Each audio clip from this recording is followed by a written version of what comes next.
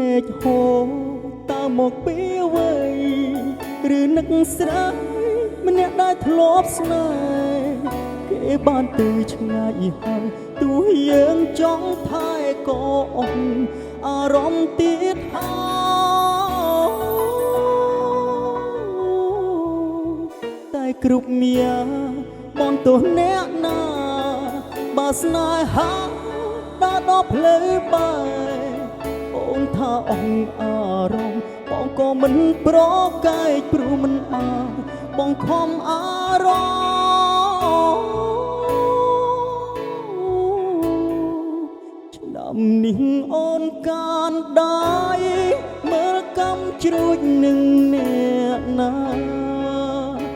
ឯបងវិញឯកា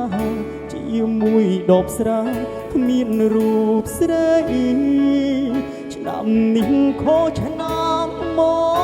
កមានអូនម្នាក់ពុនពេកក្រៃវិលវិញមកណាស្រីឲ្យបងកាន់ដៃអូនដូចឆ្នាំមុន